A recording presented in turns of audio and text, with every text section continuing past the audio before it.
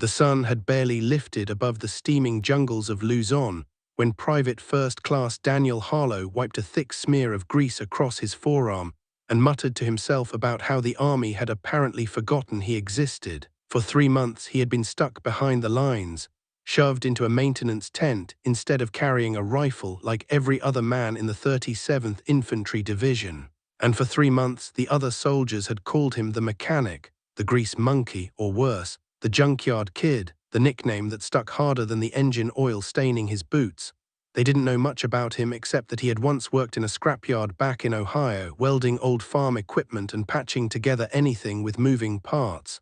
They certainly didn't know he had enlisted late, after being rejected twice for lack of combat aptitude. And they definitely didn't know that while they laughed at him for repairing trucks instead of fighting, he was quietly studying something else entirely.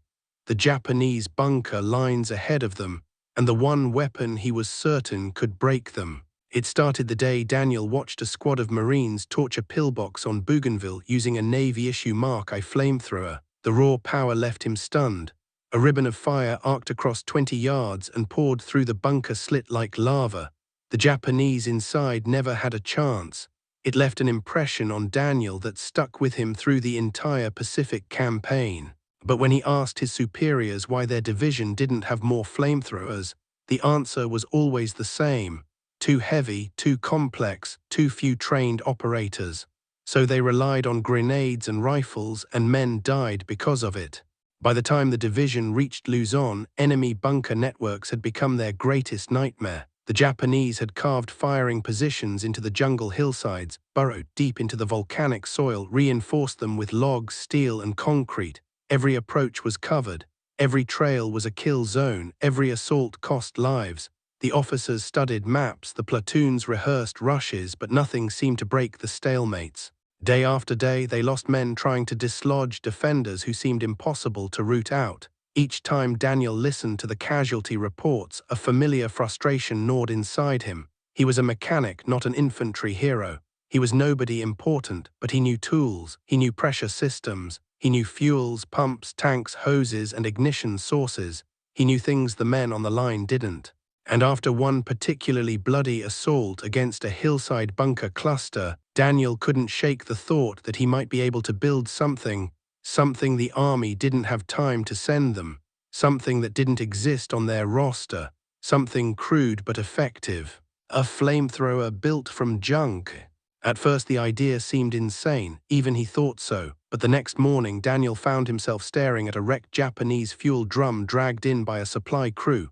Then he noticed a damaged American pressure tank tossed behind the tent. His eyes drifted to a broken pump assembly from a water system that had failed during a storm. Each piece whispered possibility. The men passing by saw only rusting metal. Daniel saw a pressure vessel, a delivery system, a flow regulator. What he didn't have, he could build. What he couldn't build, he could improvise.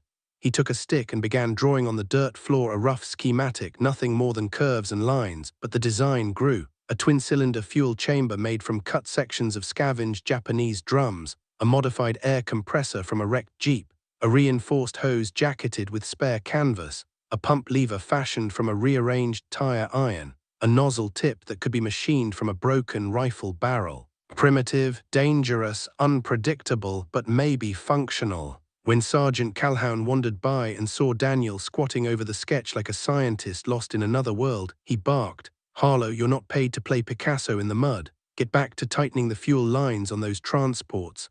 Daniel stood up quickly, wiped his hands, and obeyed, but the idea clung to him like vines in the jungle. That night, long after the rest of the maintenance tent had gone quiet, Daniel returned to the scrap pile and began selecting pieces. He didn't announce anything. He didn't tell anyone what he was doing. He didn't even fully understand why he felt compelled to try. All he knew was that men were dying because they lacked a tool he believed he could build. The work started slowly.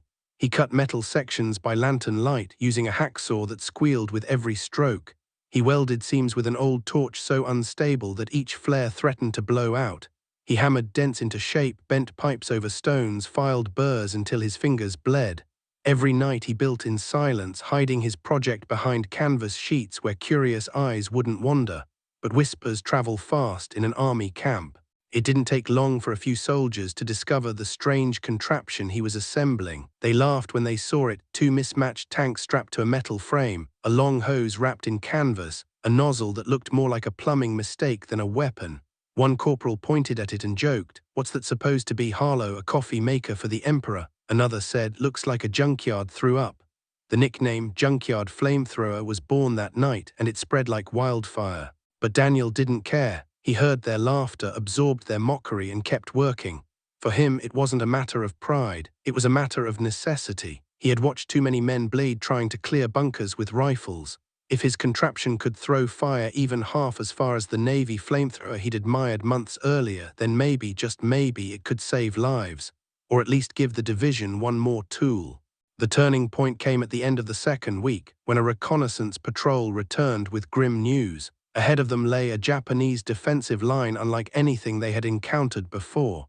A series of interconnected bunkers stretched across the ridge, each one feeding into the next through tunnels. Heavy machine guns, grenade ports, rifle slits, a fortress carved into the earth itself. Any direct assault would be suicide. The officers debated artillery. They debated smoke. They debated flanking maneuvers, but the jungles choked every path. The ridge was too steep, the bunkers too protected. The Japanese had chosen their ground perfectly. Daniel listened from outside the command tent as tempers rose. He listened as one lieutenant argued that they'd lose half a company if they charged. He listened as the colonel muttered that they needed a miracle. And for the first time since he started building his flamethrower, Daniel felt something shift inside him, the faint confidence that maybe he had built exactly what they needed. That night he dragged his device into an open clearing and prepared for the first real test. He strapped the tanks into place, tightened every bolt, primed the pump, and checked the hose. He poured in a mix of gasoline and thickened fuel he had created by dissolving rubber scraps. It was messy and dangerous, but it burned hot and stuck to surfaces. He flicked open his improvised ignition assembly, a modified spark plug wired to a battery, and took a steadying breath. A few soldiers gathered to watch the spectacle. Most expected a failure, some expected an explosion. One simply shook his head and walked off, muttering, "Junkyard kid's gonna blow himself to Tokyo." Daniel pressed the lever. For a breathless moment, nothing happened. Then a roar burst from the nozzle as a cone of fire erupted across the clearing, 10 feet, 15 feet, 20 feet. The flame flickered wildly at first as the pump stabilized, then surged into a continuous stream that arced like a fiery ribbon across the dark. The onlookers froze, their smirks vanished. Even Daniel stood stunned by how far the fire reached. He adjusted the nozzle. The flame tightened, grew hotter, brighter, more focused. 30 feet now. Then 35, sparks danced. The air throbbed with heat. The smell of burning fuel cut through the humid night. When he finally shut it down, the clearing smelled like scorched earth. A blackened trail marked where the flame had hit the ground. The men stared at the device in disbelief. Not a single one laughed, not anymore. The next morning, Daniel was summoned to the command tent. The colonel stared at him in silence for a long moment, then asked him to explain what he had built. Daniel spoke clearly but humbly. He described the twin tanks, the pressure system, the fuel mixture, the ignition method, the hose assembly. He described what it could do and what it couldn't. He emphasized its instability and the risks of using it in combat. When he finished, the colonel folded his hands and said, "Can you build 2 more?" Daniel hesitated. "Maybe, but not quickly, and they won't be pretty." "We don't need pretty," the colonel said. "We need fire." For the next 3 days, Daniel worked around the clock with 2 mechanics assigned to assist him. Together they assembled 3 functional Junkyard flamethrowers, each one refined slightly from the last. They fixed pressure leaks, reinforced the hose jackets, improved the nozzle flow. By the 3rd night, the colonel ordered a demonstration for the entire assault platoon. When Daniel stepped forward wearing the heavy set on his back, the men watched with a mix of awe and unease. He wasn't a big man, he wasn't imposing, but he looked different now, determined, serious, burdened not by metal but by responsibility. He knelt, primed the tanks, ignited the spark plug, and unleashed a stream of flame long enough to silence the most skeptical soldier in the crowd. When the test ended, the colonel nodded, turned to the lieutenant leading the assault and said, "He goes with you." Daniel felt the weight of their stares. In one moment he had gone from the camp joke to the man carrying the most dangerous weapon in the platoon. They didn't know whether to fear him or follow him, most settled somewhere in between. The assault was scheduled for dawn 2 days later. The plan was simple but desperate. A small team would approach the first bunker under covering fire.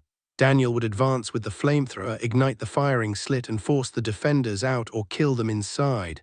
Then they would move bunker to bunker, collapsing the Japanese line from the flank. It was risky, but better than sending an entire company up the ridge head-on. The night before the attack, Daniel sat alone beside the weapon he built, cleaning every joint, tightening every bolt, checking every seal. Not because he feared it would fail, though he did, but because he feared what its success would mean.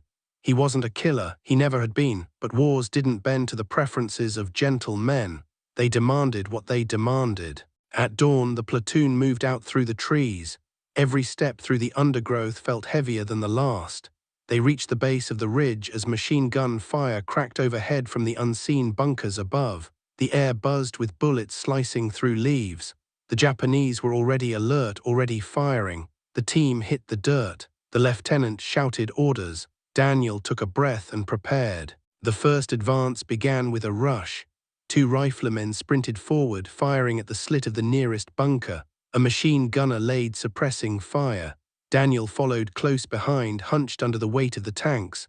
The ground shook as Japanese mortars struck nearby, throwing soil into the air. Rifle cracks echoed from above. Every foot forward felt like a lifetime. They reached a fallen tree trunk 30 yards from the bunker. Daniel knelt behind it as the lieutenant shouted, "Now Harlow, hit it." Daniel rose, braced the nozzle, and squeezed the lever. A roaring jet of fire blasted forward and splashed across the bunker's firing slit. The flames poured inside like a river of molten light. Screams erupted. The gun fell silent. Smoke billowed from the opening. The defenders inside had no chance. Daniel stepped forward, continuing the stream until the bunker fell completely quiet. The platoon stared at him as though they had witnessed something supernatural. But the ridge wasn't taken yet. Far from it. The Japanese bunkers were connected, forming a chain of fortified positions. Taking one meant little unless they took them all. The lieutenant ordered the advance. Daniel moved with the team, more quickly now, more confidently. They used fallen logs and natural depressions as cover. Every approach brought new gunfire, new slits, new threats. But each time Daniel stepped forward and unleashed fire, the defenders inside were forced back, silenced, or killed. The flame clung to everything: logs, sandbags, steel, flesh. The bunker interiors became ovens. The men inside had only 2 choices: flee or burn. By the time they reached the 4th bunker, the Japanese defenders realized what was happening. They shifted fire to Daniel, pouring bullets at the strange weapon he carried. Rounds cracked past him, snapped branches, tore into the soil around him. The tanks on his back became prime targets. If a round pierced the fuel chamber, the explosion would be instant and fatal. The platoon understood the danger and laid down heavy covering fire to protect him. Daniel reached the next bunker under a storm of bullets. He ducked behind a rock, steadied his breathing, and prepared to fire again. But as he squeezed the lever, nothing happened. The pump jammed. He felt panic surge. The pressure gauge flickered. Something was clogging the fuel line. The lieutenant shouted for him to fall back, but Daniel knew they couldn't stall now. The enemy was reinforcing the next bunker, and any hesitation would pin them down. He ripped open the hose jacket, found the blockage, a crushed section caused by a stray bullet impact, and rerouted the line using a spare coupling strapped to his belt. He reprimed the tank, reignited the spark, and stood up just as the Japanese inside prepared to throw grenades down toward the platoon. Daniel fired. The flame arced upward across the bunker entrance just as the grenades emerged. The fire struck the first grenade mid-air, cooking it off instantly. The explosion blew back into the bunker, followed by a rushing wave of fire that consumed everything inside. The second grenade detonated moments later, collapsing the firing slit entirely. The platoon surged forward. Daniel didn't stop. He couldn't. The adrenaline, the responsibility, the raw sense of momentum pushed him onward. Each bunker fell the same way: rifle fire to pin them, Daniel to finish them. The Japanese defenders, once confident in their layered positions, now panicked whenever they saw the streak of fire sweeping toward them. They had no defense against a weapon they didn't even know existed, and with each bunker that fell, the fear grew. By the seventh bunker, Daniel felt the tanks on his back growing lighter. The fuel was running low, but the ridge was nearly taken. The final bunker at the top of the line loomed ahead, larger than the others, with reinforced walls and a deeper emplacement. It was the command bunker. Taking it would collapse the entire defensive network. Machine gun fire erupted from its slit the moment the platoon drew near. Mortar shells dropped dangerously close. It was clear the Japanese intended to hold it at all costs. Daniel ducked behind a boulder, checked his gauge again, a quarter tank left. Enough for one more assault. Maybe. The lieutenant looked at him and said, "We can't get close. You're the only one who can end this." Daniel swallowed hard, nodded once, and prepared for the most dangerous advance of the entire operation.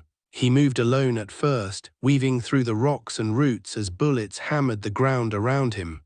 Every step brought him closer to the bunker, and every step increased the risk of a tank rupture. He reached the final cover point, a charred stump, and took a breath so deep it hurt. Then he stood and charged. The machine gunners inside saw him immediately and shifted fire. Bullets tore through the air inches from his head. A round clipped the side of a tank but failed to penetrate. Daniel didn't stop. He braced the nozzle, aimed and squeezed. A massive burst of flame roared forth, engulfing the bunker entrance in a blinding glow. The defenders panicked, firing blindly as the fire poured through every gap, every slit, every opening. The heat became unbearable. Smoke billowed from the structure. The ground trembled as munitions inside began to ignite. Daniel kept firing until the tanks ran dry. The final spurt of flame flickered and died. He stood panting, staring at the bunker as the smoking structure collapsed inward. The ridge fell silent. Then the explosion came, a thunderous blast as stored ammunition cooked off, sending a plume of fire and debris into the sky. The platoon hit the dirt. Daniel dropped to his knees. Smoke drifted across the ridge like a dark curtain. When the dust finally settled, the entire Japanese bunker line, the line no one thought they could take, was burning. The smoke drifted in slow, heavy waves across the ridge, curling through the burned vegetation and settling into the deep cracks where the bunkers had once stood. The platoon emerged from their cover one by one, still stunned by the scale of destruction. It wasn't just that the bunkers had fallen, it was how quickly, how decisively, how completely. The Japanese defenders, who for days had held their ground with disciplined ferocity, had been wiped out by a weapon that hadn't existed a week earlier. The men stared at Daniel as though trying to reconcile the grease-stained mechanic they had mocked with the figure who had just incinerated an entire defensive line. The contrast didn't seem possible, but war had a way of redrawing men into shapes they never expected. Daniel removed the heavy tanks with trembling hands. His shirt was soaked through with sweat. His arms felt like they had been carved from stone. The weight of the weapon, the heat of the flame, the tension of the charge, all of it had drained him completely. Yet he remained steady. His breathing slowed. He wiped soot from his eyes. And only then, as the platoon began to gather around him, did he realize just how quiet everything had become. The jungle, usually alive with insects and distant gunfire, seemed to hold its breath. The men spoke in low voices, almost reverent.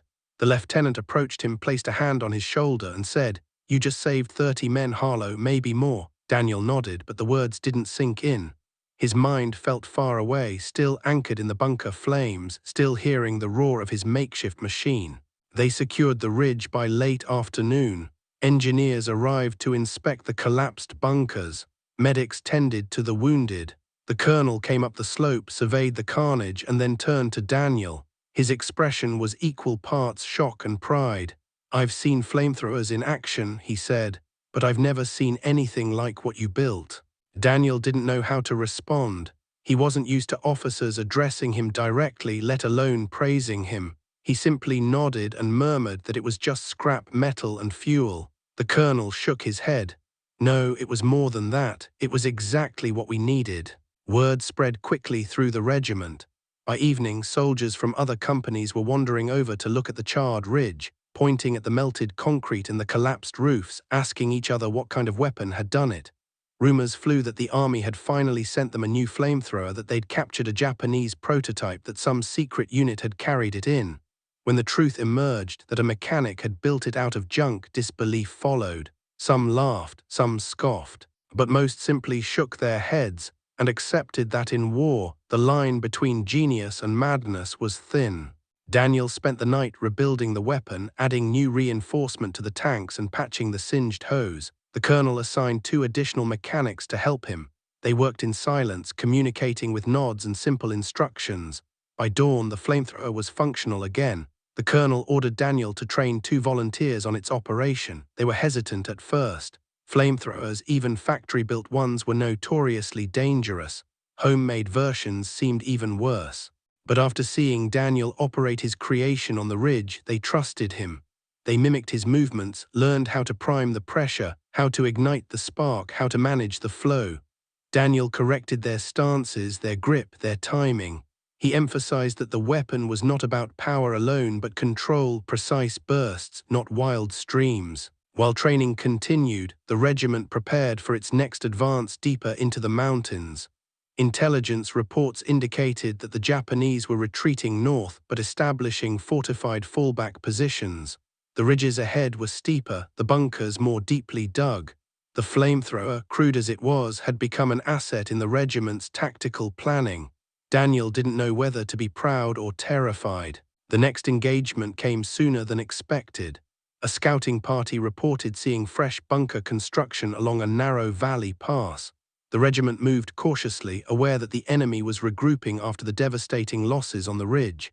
As the men crept forward, they found abandoned rifles, discarded helmets, and fields of spent cartridges, but no enemy bodies. That was always a troubling sign. The Japanese rarely left their dead behind unless they were preparing something else. As the column reached the valley mouth, a sudden blast echoed across the pass. The lead platoon scattered as machine gun fire erupted from hidden bunkers along the slopes. Mortars thudded onto the trail, throwing dirt and smoke into the air. The regiment was pinned immediately. The valley narrowed into a funnel, making escape almost impossible. The colonel ordered a withdrawal, but the Japanese had anticipated it. A second bunker line blocked the rear. They were trapped. Chaos erupted. Medics dragged wounded men behind boulders. Riflemen fired blindly at the unseen slits. The entire column huddled along the valley floor as bullets raked across their positions. The colonel crawled behind a rock, unrolled his map, and cursed. "We need that flamethrower." Daniel had already begun assembling it. He checked the pressure, tested the spark, inspected the hose. The 2 volunteers he had trained waited beside him, tense but ready. The colonel crawled over and shouted above the gunfire, "We need to break the forward line. If we can clear the bunkers ahead, we can push out of the valley and flank the ones behind us." Daniel nodded, strapped on the tanks, and signaled for the volunteers to follow. The advance was brutal. The valley offered almost no cover, forcing the flamethrower team to crawl on their bellies through dust and shattered rocks. Machine gun rounds tore into the ground inches from their hands. Mortar fragments whistled through the air. Their uniforms became coated in dirt and sweat. Daniel felt the tanks on his back shift with every movement, making him acutely aware that a single bullet could turn him into a fireball. When they reached a shallow depression halfway up the valley floor, Daniel signaled a halt. He pointed toward a partially concealed bunker slit ahead. The volunteers nodded. The first volunteer provided covering fire while the second carried spare fuel tanks strapped to his pack. Daniel steadied his breathing, waited for a lull in the enemy fire, and then sprinted forward. The Japanese gunner spotted him immediately. Bullets peppered the ground. Daniel dove behind a jagged rock, sparks flashing as rounds struck the stone. The air smelled of cordite and burning vegetation. He peeked around the edge, gauging the bunker's angle. The slit was recessed, making it a difficult target. He needed to get closer. He crawled forward again, inch by inch, ignoring the sting of gravel cutting into his knees. When he reached the next piece of cover, he saw something that made his blood run cold. A second bunker was positioned slightly above the first, providing overlapping fields of fire. The Japanese had built an interlocking kill zone. If he attacked the lower bunker, the upper one would cut him down. If he attacked the upper one, the lower slit would hit him from below. He signaled to the volunteers, pointing to each bunker. They understood immediately. They would have to split their fire, one suppressing the upper bunker, the other the lower, while Daniel crawled between them. It was reckless, it was dangerous, but it was the only way. The volunteers shifted their positions, braced their rifles, and opened fire. Their shots cracked across the valley, drawing the attention of both bunkers. Daniel used that moment to dash forward. Bullets whipped past him like angry hornets. One round skimmed his sleeve, tearing the fabric. Another shattered a rock beside him, sending shards into his cheek. He ignored the sting and crawled behind a small outcropping only 20 feet from the lower bunker. He unholstered the nozzle, flipped the ignition switch, and prepared. This time the fuel mixture had been adjusted, thicker, stickier, designed to cling to surfaces even under rain or wind. Daniel aimed the nozzle upward, toward the recessed lip of the firing slit, and squeezed. A roaring burst of flame shot forward and arced downward into the slit. For a split second, nothing happened. Then a violent eruption of smoke burst from the opening. The gun inside stopped firing. Daniel advanced, pulsing the flame in controlled bursts, ensuring the entire interior was saturated. Screams echoed from within, muffled by the stone walls. The bunker shook as something inside detonated, likely ammunition cooking off. But the upper bunker still fired. Bullets raked the ground around him. He ducked behind a boulder as the volunteers continued their suppressive fire, but they were losing momentum. Their magazines were running low. The upper bunker's vantage point gave it a deadly advantage. Daniel made a decision. He pulled himself to his feet, sprinted toward a small ridge near the slope, and climbed rapidly. The tanks clattered against his back as he ascended. Dirt crumbled beneath his boots. The Japanese gunner inside the upper bunker spotted him and redirected fire, but Daniel was already moving behind a fallen tree trunk. The wood was thick, charred from earlier shelling, and offered just enough cover. He crawled along the trunk until he reached a point directly above the bunker entrance. From here, he could fire downward, bypassing the bunker's angled slit entirely. It was a position the Japanese had not anticipated. He braced his elbows, leaned out just enough to aim the nozzle, and fired. The flame poured downward in a waterfall of fire. It flowed along the bunker roof, then slipped through the ventilation openings designed to keep smoke out, ironically turning them into perfect entry points for the inferno. Within seconds, the entire bunker interior lit up in a swirling mass of orange light. Panicked shouts rose from within, followed by the crash of equipment and the collapse of the steel mount holding the machine gun. The volunteers saw the flames and surged forward. With the upper bunker neutralized, they joined Daniel on the slope. Together, the flamethrower team descended to secure the remaining positions in the valley. Daniel moved bunker to bunker, each time using precise, measured bursts of flame. The Japanese defenders fought with desperation but were overwhelmed by the sheer ferocity of the fire. By noon, the valley was secured. The regiment quickly advanced up the pass, flanking the Japanese positions that had been blocking their retreat. The rear bunker line collapsed in minutes once the pressure mounted from both directions. The men regrouped at the top of the pass, exhausted but alive. The colonel approached Daniel again, this time with a different tone. "You didn't just save the platoon," he said. "You saved the entire regiment." Daniel removed the tank slowly, his muscles aching. He sat on a fallen log, staring at the scorched valley below. He didn't feel like a hero. He felt like a man who had survived something he barely understood. The volunteers sat beside him, sharing water, talking quietly about the chaos they had just endured. The bond between them had solidified in fire and danger. But the campaign wasn't over, far from it. As night fell, the colonel summoned Daniel and the volunteers for a new briefing. Intelligence scouts had identified a massive Japanese fortress further north, a complex of interconnected tunnels, reinforced bunkers, steel gates, and concealed machine gun nests. It was the largest defensive position in this region of Luzon. Taking it would open the path for the entire division to advance, but assaulting it head-on would be suicide. The colonel pointed at the map, tracing the ridges surrounding the fortress. "We're going to flank them," he said, "and we're going to use your flamethrower to break their central node." Daniel felt the weight of the responsibility settle onto him once more. His invention had started as a desperate improvisation, a tool built from scrap to solve a single problem. Now it had become the centerpiece of a tactical plan involving hundreds of men. He returned to his workshop tent and began refining the weapon again. This time he reinforced the tanks with additional steel plating, added a more stable pressure regulator, and designed a detachable ignition module that could be swapped in case of electrical failure. The volunteers helped him assemble spare fuel tanks, repair hoses, and organize equipment. They checked seals, tightened clamps, and tested pumps. By dawn, 3 fully operational flamethrowers stood ready. The march toward the fortress began with steady tension. The terrain grew steeper, the jungle thicker. The air felt heavy with humidity and anticipation. The men moved cautiously, aware that the enemy was always watching. The deeper they advanced, the more signs they found of Japanese engineering: cut branches hiding tripwires, camouflaged pits, improvised booby traps. The scouts disabled what they could and marked what they couldn't. By midday, they reached a high ridge overlooking the fortress complex.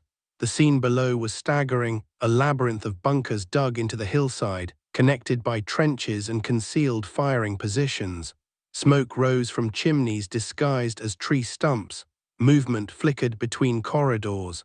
The Japanese had turned the hillside into a citadel. The colonel surveyed the scene and muttered, "This is where wars slow down."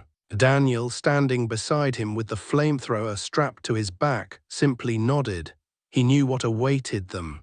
The assault began at dawn the next day.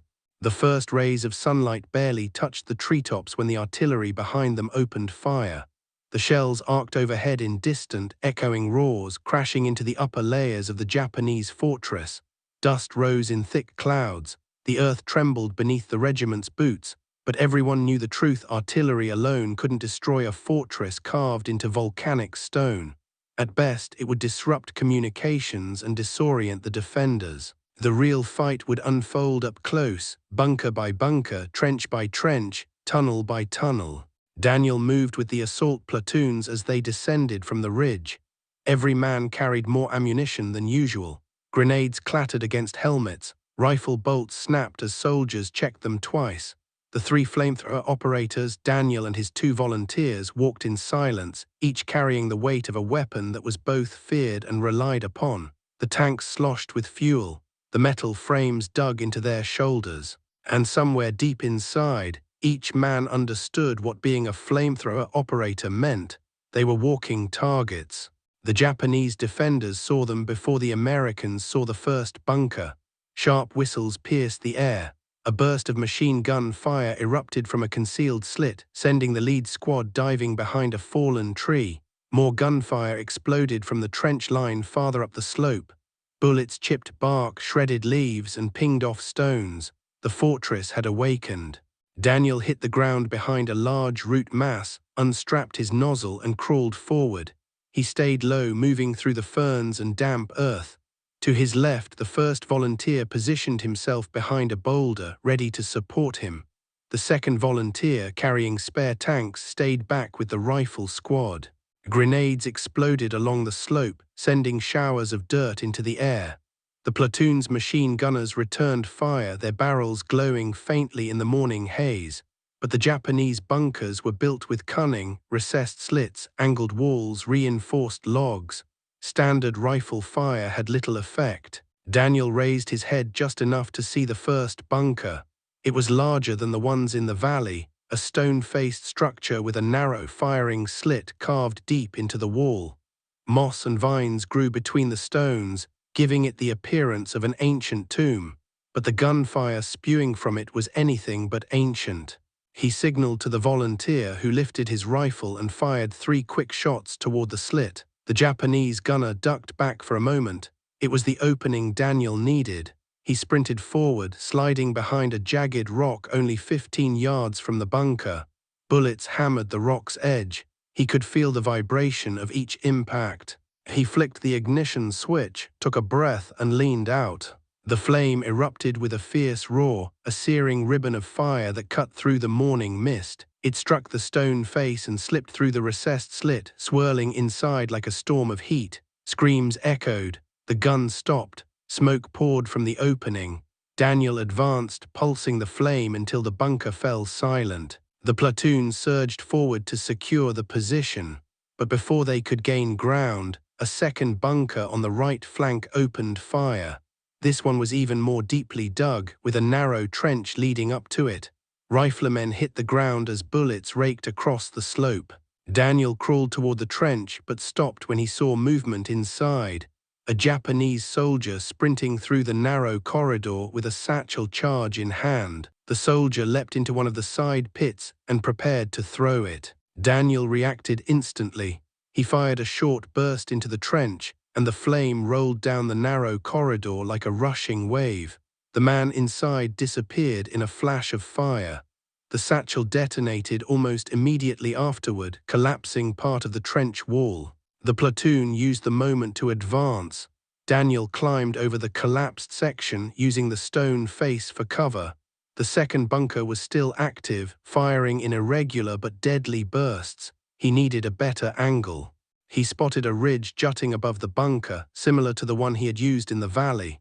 If he could reach it, he could fire downward again, but the slope was steep, layered with slick soil and roots. He began climbing anyway, gripping whatever he could find. One root gave way under his weight, sending him sliding before he caught himself on a jutting rock. Bullets snapped overhead, but the enemy had not yet spotted him. He climbed higher, reached the ridge, and crawled into position. The bunker roof was directly below him, its ventilation slits partially hidden by foliage. He aimed carefully, squeezed the lever, and watched the fire pour downward. The flame flowed through the slits like liquid light. The bunker erupted in flames almost instantly. The machine gun fell silent. Smoke billowed from every crack. Daniel exhaled slowly. The ridge battle had barely begun, and already he felt the strain building in his muscles. But there was no time to rest. The fortress complex stretched far beyond the first two positions.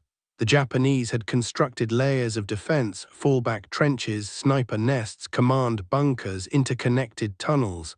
Taking the outer wall was just the beginning. As the platoon regrouped, a sergeant pointed toward a narrow trail winding upward between two stone walls. "That's the main approach," he said. "The colonel wants us to spearhead it." Daniel nodded. He tightened the straps on his tanks and followed the unit up the trail.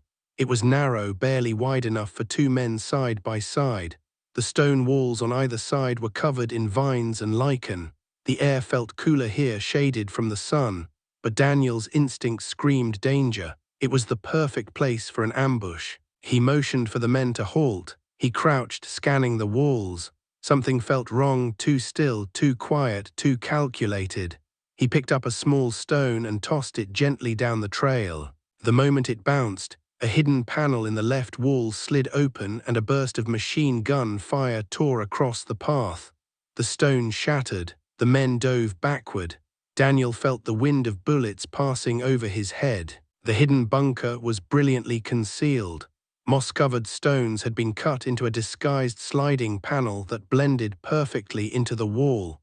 The firing slit was nearly invisible until it opened. It was a trap designed to catch attackers as they squeezed through the narrow passage. Daniel crawled behind a small ledge, thinking quickly. The angle was too steep for a direct shot, the entrance too narrow, the panel too deep. If he fired straight on, the flame might not reach inside. He needed a way to redirect it. His eyes fell on a broken steel mirror lying in the dirt, likely dropped from earlier construction. The piece was angled, scratched, and cracked, but reflective enough to serve as a crude guide. He picked it up, positioned it carefully against a rock, and aimed the nozzle at it. The volunteers stared wide-eyed, realizing what he intended. He fired. The flame burst forth, struck the mirror, and deflected upward in a blazing arc toward the concealed slit. It wasn't perfect. The reflection scattered, sending fire in broad streaks rather than a tight stream, but it was enough. The flame entered the gap. The machine gun stopped instantly. Smoke began pouring from the panel. The defenders inside had no escape. The platoon surged forward again, pushing up the trail. The next section opened into a wider clearing with 3 bunkers positioned in a staggered formation. They created a deadly triangle of fire. with overlapping arcs that made any frontal assault suicidal. Daniel dropped behind a log and assessed the layout. Each bunker supported the others. If he approached one, the other two would cut him down. The volunteers looked to him for direction, their eyes filled with the same fear he felt. He noticed something important. The bunkers were connected by narrow trenches that crisscrossed the clearing. If he could reach the trenches, he could move between positions without exposing himself to direct fire. He signaled to the platoon, indicating the plan. The riflemen provided covering fire as Daniel sprinted to the first trench. Bullets tore into the ground behind him, but he dove just in time. The trench walls were damp and cramped, barely waist-high. He moved quickly, crouching low, using the zigzag layout to mask his approach. He reached the junction near the first bunker. The firing slit was only a few feet above him. He could hear Japanese voices inside, shouting over the roar of gunfire. He positioned himself beneath the slit, aimed the nozzle upward, and fired a tight burst. Flames shot through the slit, igniting the interior. The gun went silent. Without waiting for confirmation, Daniel moved through the trench toward the second bunker. The defenders, realizing someone was in the trench network, fired blindly into the connecting paths. Dirt erupted as rounds tore through the wall. Daniel hugged the side, waiting until the gunner paused to reload. Then he dashed forward. He reached a turn in the trench and peeked carefully. The second bunker's slit was directly ahead. He aimed and unleashed another controlled burst. The flame hit the inside wall, then ricocheted deeper into the room. The bunker erupted in screams and smoke. The third bunker fired desperately, its gunners panicking as their support vanished. Daniel advanced slowly, aware that the final defenders might attempt a grenade counterattack. He paused, listening. A metallic clink echoed inside, exactly what he feared. A grenade appeared at the edge of the slit. He reacted instantly, firing a short burst at the grenade mid-fall. The heat detonated it instantly, sending shrapnel back into the bunker. The explosion stunned the defenders. Daniel leapt forward, directing a final stream of flame into the slit. The bunker fell silent. By the time the platoon arrived at the clearing, the entire triangular formation had been neutralized. Smoke spiraled into the air. The Japanese fortress, once an impenetrable stronghold, was being dismantled piece by piece. The colonel radioed in, shocked by the speed of the breakthrough. He ordered the regiment to press forward. The deeper they advanced, the more complex the defenses became. But the men moved with confidence now, knowing that the flamethrower team could break through places that bullets could not. As the sun reached its peak, the platoon neared the fortress's central node, a massive bunker built into the hillside itself. It was the heart of the entire defensive network. If they could take it, the rest of the fortress would collapse. The bunker was carved into solid stone, with steel reinforcements lining the entrance. 2 machine gun slits covered the approach, and heavy logs formed an exterior shield. Smoke drifted from a vent near the roof, suggesting a deep interior chamber. The colonel's voice came through the radio. "This is the stronghold, break it and the fortress is ours." Daniel stepped forward, feeling the weight of expectation settle on him once again. The volunteers stood beside him ready. The battle for the central bunker was about to begin. The approach to the central bunker was an exercise in patience, nerve, and timing. Every man in the platoon knew that this structure, more than any other, would be the most heavily defended. It was the nerve center of the fortress, the command hub from which every trench, tunnel, and machine gun nest had been organized. Taking it would cripple the Japanese defense.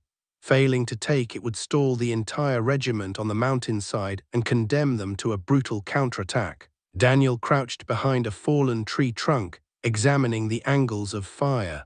The twin gun slits pulsed periodically with muzzle flashes, filling the air with a rhythmic thunder. Tracers streaked across the clearing, bouncing off rocks and tearing through vines. The stone steps leading to the bunker entrance were pitted from artillery and grenades that had failed to breach the reinforced steel door. The colonel radioed again. "We can't bring heavy weapons up the slope. You're the only one who can reach inside that structure. Take your time, but take it." It wasn't an order spoken with urgency or pressure. It was spoken with the quiet, steady certainty of a commander who had seen one man accomplish the impossible more than once. Daniel nodded even though the colonel couldn't see him.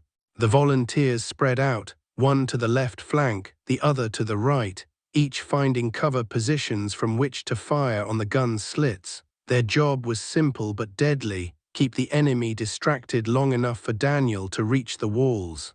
The platoon's riflemen positioned themselves behind rocks and stumps, ready to lay down suppressive fire the moment Daniel signaled.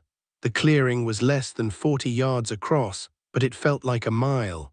The open area was littered with debris from previous attempts to breach the bunker, and every path was exposed to enemy fire.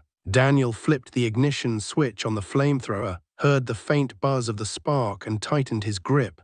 The tanks felt heavier than usual, as though they understood the stakes. He breathed slowly, letting the air settle in his chest. Then he signaled with a quick hand wave. The platoon opened fire. A thunderous wave of rifle and machine gun fire erupted from their positions, peppering the bunker's slits with rounds. The Japanese gunners replied immediately, firing in frantic bursts. The sound echoed like rolling drums in the clearing. Daniel sprinted. He zigzagged across the open ground, sliding behind a shattered palm stump as bullets chewed through the wood. The heat of the gunfire felt like a furnace against his back. He peeked from behind the stump, gauging the rhythm of the firing pattern. The gunners paused occasionally to reload, switching clips with trained precision. He bolted forward again and dove behind a boulder angled just right to shield him from both slits.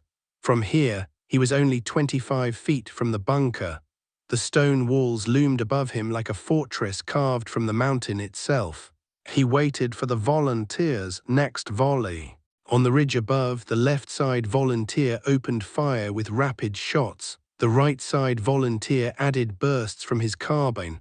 Their accuracy wasn't perfect, but it forced the gunners to duck just long enough for Daniel to rise and sprint again. He reached the base of the bunker. The stone surface radiated heat from the morning sun. Moss clung to the cracks between the blocks. The thick logs reinforcing the outer walls were charred in places and freshly replaced in others.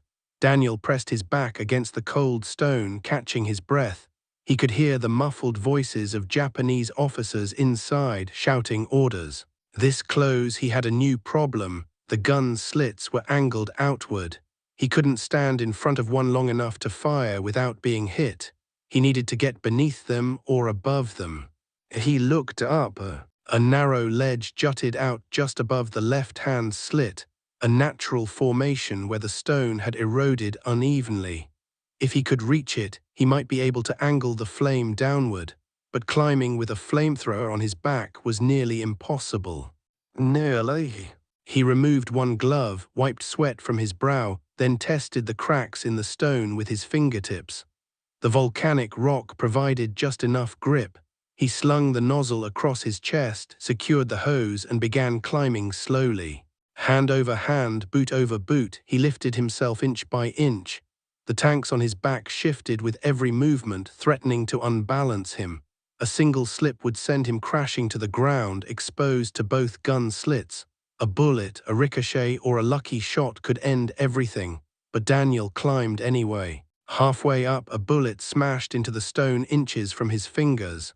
Chips of rock flew into his face. He tightened his grip, holding still. The volunteers increased their fire, drawing attention away from the wall. Daniel continued upward until he reached the ledge. He pressed himself against it, breathing hard. From this angle, he had a clear view into the firing slit below. A Japanese gunner reloaded inside, unaware of the man clinging to the wall above him. Daniel unhooked the nozzle, braced it against the rock surface, and fired. The flame poured downward like a curtain of fire. It slipped into the slit and flooded the interior with glowing heat. The gunner inside screamed and threw himself backward. Daniel continued firing, sweeping the flame across the lower edge of the opening, letting it roll inside like a living creature. Smoke poured out immediately. The smell of burning canvas and scorched wood filled the air. He climbed back down quickly, dropping the last few feet to the ground. One gun slit was now silenced. The second continued firing frantically, the remaining defenders realizing their left side had fallen. Daniel moved beneath the second slit. He placed his back against the stone, flipped the ignition switch again and leaned out just far enough to send a burst of flame upward. The fire licked the underside of the slit but didn't penetrate. The angle was wrong. He tried again, firing in a tighter arc, but the recessed design prevented most of the flame from entering. He needed a new angle. He crawled along the base of the bunker until he reached a narrow drainage trench at the corner. It was deep enough to hide in, shallow enough to traverse quickly. He ducked inside and moved along the trench, the tanks scraping against the stone as he crouched low. He emerged at a point slightly behind the second gun slit. From here, he could see the faint glow of light through a ventilation shaft built into the side wall. It was small, barely large enough for a hand, but it connected directly to the interior chamber. If he could send flame through it, it might reach the ammunition storage inside. He positioned himself carefully, aimed the nozzle and fired a sustained burst. The flame shot through the ventilation shaft and disappeared into the darkness. A second later, an explosion rocked the bunker from within. The fire had ignited stored cartridges. The interior detonated violently, blowing open the slit and sending debris flying. Smoke billowed from the openings like dark clouds. Daniel stepped back as flames erupted from the slit. The bunker shook. Inside, men shouted, then fell silent. The volunteers advanced cautiously. The riflemen followed, checking for movement. When they reached the entrance, the steel door was warped from internal heat. It took 6 men and a crowbar to pry it open. Smoke poured out in thick waves. Inside, the walls were blackened. Ammunition belts lay melted across the floor. Rifles and machine guns were twisted into unrecognizable shapes. The Japanese officers lay where the fire had reached them, some beside the command table, others near the far wall. It was a grim sight, but a decisive one. The colonel arrived minutes later, surveyed the destruction, and said only one sentence: "The fortress is broken." With the central bunker destroyed, the interconnected tunnel network began to crumble. Japanese defenders abandoned their positions, retreating deeper into the mountains or surrendering to advancing troops. The regiment pressed forward, sweeping through abandoned trenches, collecting weapons and securing the area. By mid-afternoon, the entire fortress complex had fallen. Exhausted soldiers gathered on the slope below the central bunker, drinking from canteens, cleaning weapons, tending to wounds. Daniel sat on a rock near the bunker's shattered doorway, his flamethrower tanks resting beside him.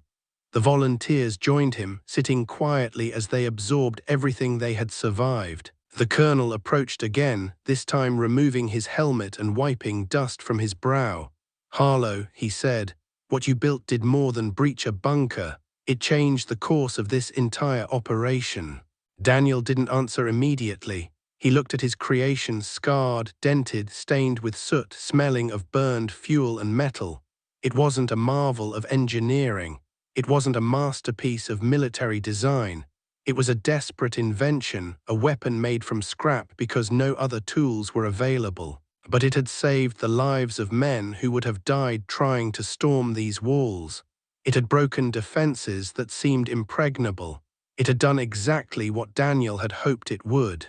He finally spoke. "Sir, I didn't build it for glory. I built it so they'd stop dying out there." The colonel nodded. "And they didn't." He paused, then added, "You'll be recommended for a citation, maybe more." Daniel looked away. Honors didn't mean much to him, but the rescue of his fellow soldiers did. That night, as the regiment camped on the captured ridge, the men lit small fires, cooked rice taken from the fortress stores, and shared stories of the day's battle. Most of those stories centered on Daniel, the quiet mechanic who had turned duct-taped fuel tanks and scavenged machinery into a weapon that changed everything. One soldier said he built that thing out of junk, and it burned a fortress to the ground.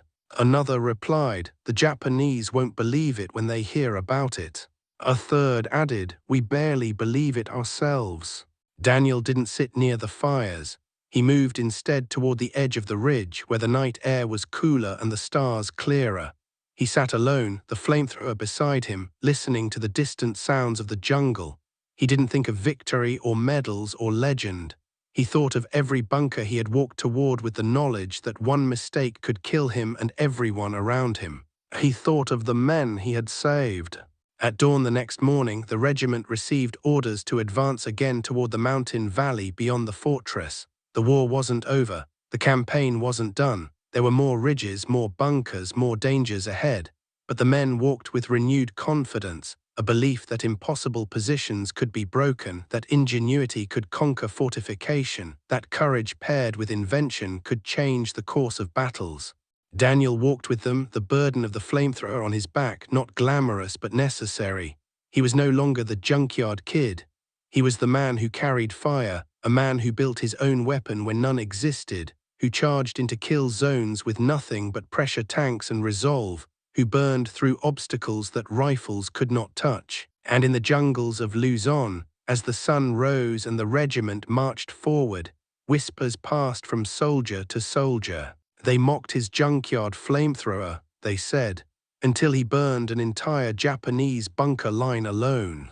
And the legend continued to grow.